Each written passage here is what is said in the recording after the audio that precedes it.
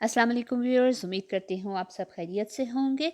आज मैं आपको एक बहुत सिंपल सी रेसिपी बनाना सिखा रही हूँ जो कि है टूटी फ्रूटी केक, जिसका टेस्ट बाज़ार वाले केक से किसी सूरत कम नहीं होगा। बहुत ही सिंपल सी रेसिपी है, ये तमाम इंग्रेडिएंट्स आपके पास घर में आम मौजूद होते हैं। आप इसको 2 तरीक़ों से बना सकते हैं, मैं आपको दोनों तरीक़ों से बनाना सिखाऊँगी। वीडियो पसंद आए तो मेरे चैनल को सब्सक्राइब ज़रूर कीजिएगा और मेरी रिकमेंडेशन पे इस केक को ज़रूर बना के ट्राई कीजिएगा।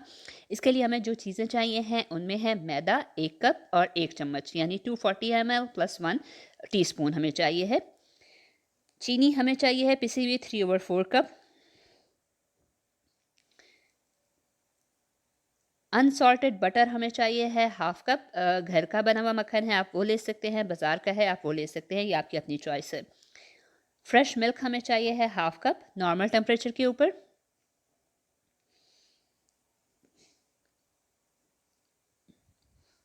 अंडे हमें चाहिए हैं 2 अदद। आप देसी अंडे भी ले सकते हैं, आप सादे अंडे भी ले सकते हैं, ये आपकी अपनी चॉइस है। मैंने 4 अंडे फिर भी बाहर रखे थे क्योंकि कोई पता नहीं होता कोई अंडा ख़राब ना हो। वनीला एसेंस हमें चाहिए है 2 टीस्पून। बेकिंग पाउडर हमें चाहिए है 2 टीस्पून। लेवर्ड हमें चाहिए ये चीज़ें। टूटी फ्रूटी यानी जिसको हम अशरफी बोलते हैं, 2 कलर की मैंने ली हैं, रेड और ग्रीन कलर की। ये 1 टेबलस्पून ईच मैंने लिया है। और मैदा थोड़ा-सा क्योंकि टूटी फ्रूटी को हमने डस्ट करना है उसके लिए लिया है। जिन लोगों को नहीं पता अशरफी यूएसए में या कनाडा में कहाँ से मिलती है, पटेल ब्रदर पे इजीली अवेलेबल है टूटी फ्रूटी के नाम से। ऑल्दो ये बहुत ज़्यादा लिक्विडी फॉर्म में नहीं है यानी शीरे में नहीं है, लेकिन फिर भी आप चावल या जो मतंजन बनाते हैं या केक बनाते हैं या इवन आइसक्रीम के ऊपर डालते हैं, आप ये इजीली ले सकते हैं। ये उनके कोल्ड स्टोरेज के अंदर वहाँ पे जो फ्रिज पड़े हुए हैं वहाँ पे अवेलेबल है और बहुत मिनिमम सी प्राइस के अंदर ये अवेलेबल है। मुझे तो इनका टेस्ट ठीक लगा था, बहुत ज़्यादा मीठी नहीं है। साथ बाकरखानी 1 अदद मैं इसके लिए लूँगी और इसको आप 30 सेकंड के लिए माइक्रोवेव करें और फिर उसको चूरा कर लें, ये बहुत आसानी से चूरा हो जाएँगी। सबसे पहले मोल्ड को मैंने ग्रीस कर लिया, एक जो बटर पेपर है वो इसके अंदर लगा दिया है। मेरा डिटैचेबल मोल्ड है, आप जो भी मोल्ड आप लेना चाहें वो आप ले सकते हैं। क्योंकि डिटैचेबल पाकिस्तान में इजीली मिल जाएँगे आपको और ये बहुत कन्वीनिएंट रहते हैं। सबसे पहले मैदे में बेकिंग पाउडर मिला के मैं इसको छान लूँगी। मैंने मैदा क्योंकि पहले भी छान के रखा होता है, लेकिन फिर भी मैं एक दफ़ा दोबारा इसको बेकिंग पाउडर मिक्स करके छान रही हूँ, ताकि इसमें किसी भी किस्म के कोई लम्प्स जो है वो ना हो और बेकिंग पाउडर इसके अंदर मिक्स हो जाए।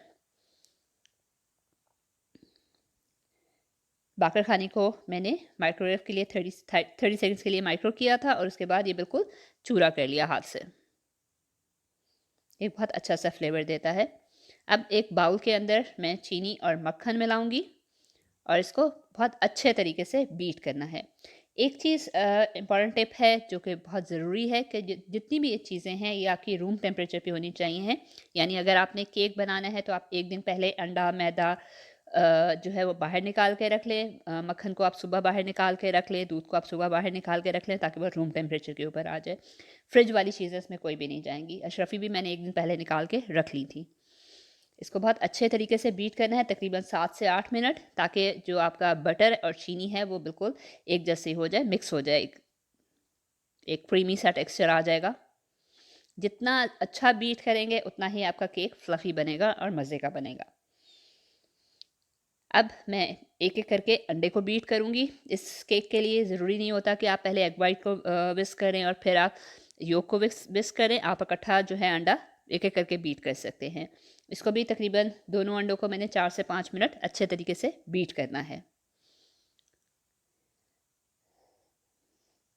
ये एक बहुत सिंपल बेसिक सी रेसिपी है।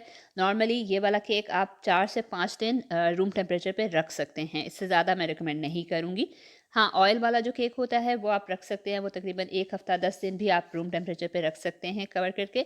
लेकिन ये वाला केक अव्वल तो बचेगा नहीं, ये मैं आपको गारंटी देती हूँ। लेकिन अगर बच जाए तो सिर्फ़ इसको 3 या 4 दिन के लिए आप रूम टेम्परेचर पे रख सकते हैं। मैं इसको अंडों को अच्छे तरीके से बीट कर रही हूँ। बीट करने के बाद मैं इसके अंदर जो मेरे पास है चीनी और मक्खन वाला जो मिक्सचर है वो मैं इसके अंदर ऐड कर रही हूँ और इसको अच्छे तरीके से बीट करूँगी।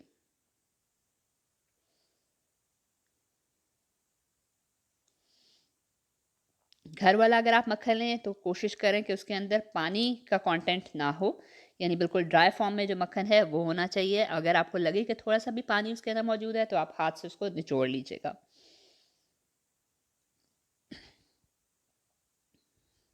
इसको मैं अच्छे से बीट कर रही हूँ।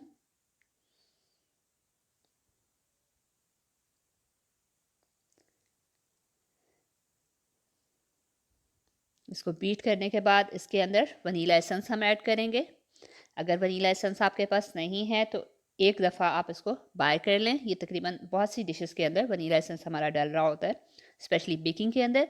और एक इम्पॉर्टेंट टिप ये है कि जितनी क्वांटिटी आपको बताई गई है, आपने उसको लेवल्ड क्वांटिटी में यूज़ करना है। और बेकिंग में क्योंकि जितनी क्वांटिटी बताई जाए आप उसको कम ज़्यादा नहीं कर सकते, जिस तरह आप सालन में बनाते हुए करते हैं उस तरह आप नहीं कर सकते। इसको जितनी क्वांटिटी बताई जाए उतनी ही क्वांटिटी में आपको बनाना पड़ता है। अब मैं थोड़ा-थोड़ा करके मैदा जो है वो मिक्स मिक्स कर रही हूँ। अगर तो आपका बाउल थोड़ा छोटा है, जैसे अगर मेरे पास है, तो उसमें मैदा जो है वो उड़ रहा होता है। तो इसके लिए आसान तरीका ये है कि आप मैदा थोड़ा-थोड़ा डाल के आप इसको हाथ से जो है मिक्स कर लें और उसके बाद अच्छे तरीके से बीट कर लें। उससे क्या होगा कि मैदा जो है वो उड़ेगा नहीं।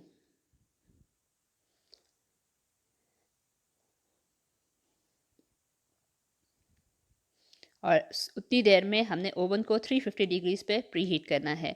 मैं इसको दोनों तरीक़ों से आपको बनाना सिखाऊँगी क्योंकि मेरे पास जो है इलेक्ट्रिक स्टोव है, तो मैं चाहे ओवन में बनाऊँ या स्टोव में बनाऊँ, चूल्हे पे बनाऊँ, कोई फ़र्क नहीं पड़ता। लेकिन अगर आप पाकिस्तान में हैं तो आप उसको देचकी में भी बना सकते हैं। ओवन में ये तकरीबन 25 से 30 मिनट में तैयार होता है और सिंपल चूल्हे के ऊपर ये 40 टू 42 मिनट्स के अंदर केक रेडी हो जाता है। इसको बहुत अच्छे तरीके से बीट करना है। जितना अच्छा आप बीट करेंगे उतना ही आपका केक जो है वो अच्छा बनेगा।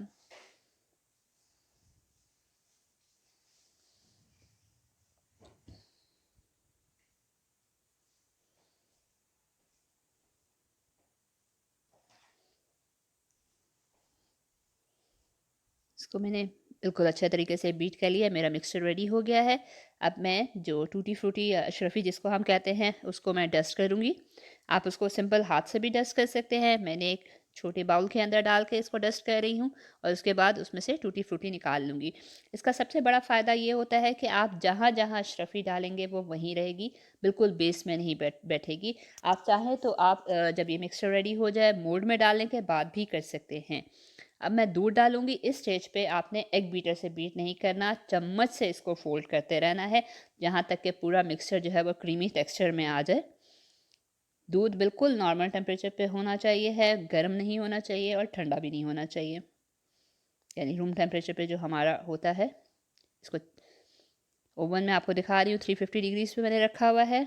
इसको तकरीबन 10 मिनट हमने प्रीहीट करना है ओवन को।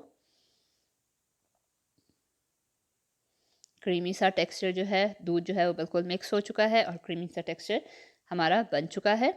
अब मैं इसके अंदर जो अशरफियाँ हमने रखी हैं वो डालूँगी। आप चाहें तो आप अशरफियों को जो बैटर है मोल्ड में डालने के बाद भी डाल सकते हैं, क्योंकि मुझे इसके ऊपर मज़ीद एक और प्रोसेस भी करना है, इसको ग्लेज़्ड फॉर्म में लेकर आना है, तो मैं इसके अंदर मिक्स कर रही हूँ और फिर मैं इसको मोल्ड के अंदर डाल रही हूँ। आप चाहें तो आप इसी को जो है कपकेक्स भी बना सकते हैं इसी मिक्सचर से कपकेक भी रेडी होंगे। मैं इसको सिंपल केक में बना रही हूँ। सारा मिक्सचर मैंने मोल्ड में डाल दिया है और उसके बाद हमने इसको टैप करना है ताकि जो कोई भी बबल या एयर जो है वो इसके अंदर ना रहे।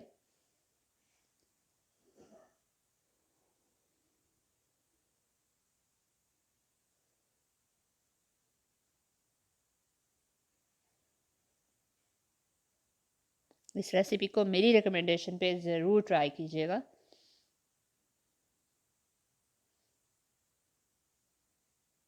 इसको मैं अब टैप कर रही हूँ ताकि जिस मेरा मिक्सचर है वो इवनली स्प्रेड हो जाए और दूसरा कोई बबल अगर है वो भी निकल जाए।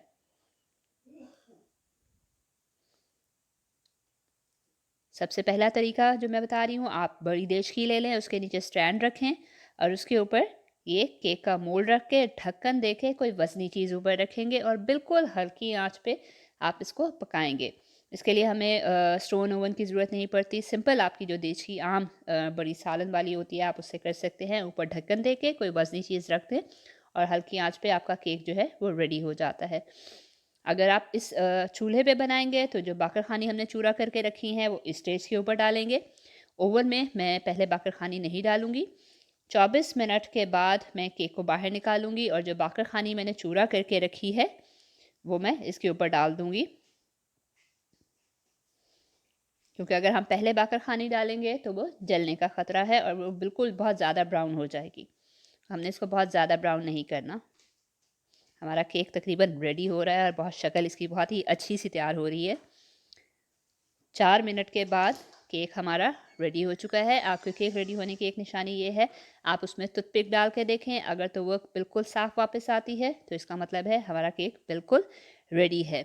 और जो बाकरखानी हमने डाली है वो इस एक बहुत अच्छा सा टेक्सचर दे रही है। इसका कलर भी बहुत अच्छा आ चुका हुआ है, कहीं से टूटा हुआ भी नहीं है केक। इसको थोड़ा ठंडा होने देंगे और फिर इसको हम मोल्ड से निकाल लेंगे। आप चाहें तो उसको आप एज़ इट इज़ भी सर्व कर सकते हैं। मैं एक और रेसिपी आपके साथ शेयर कर रही हूँ जो कि है ग्लेज़िंग। आप घर पे ग्लेज़िंग किस तरह तैयार कर सकते हैं, वो केक पे कैसे लगाएँगे, उसकी रेसिपी भी अपलोड हो गई है, वो ज़रूर देखिएगा। अगर आप उस तरह बनाना चाहें, आप उस तरह भी बना सकते हैं। केक को हम ठंडा करके ठंडा हो चुका है। अब मैं आपको इसको चेक करा रही हूँ कि नीचे से भी बिल्कुल नहीं जला हुआ। बिल्कुल सही हमारा केक जो है वो बाहर से तैयार होगा। मैं इसकी बैक साइड भी आपको दिखा रही हूँ। केक हमारा बहुत अच्छा सा रेडी हुआ हुआ है। सॉफ्ट सा, स्पंजी सा केक। आप चाहें तो आप इसको गरम-गरम भी एज़ इट इज़ सर्व कर सकते हैं, जो नॉर्मल टेम्परेचर के ऊपर आ जाए। ज़रूर ट्राई कीजिएगा और मुझे ज़रूर बताइएगा।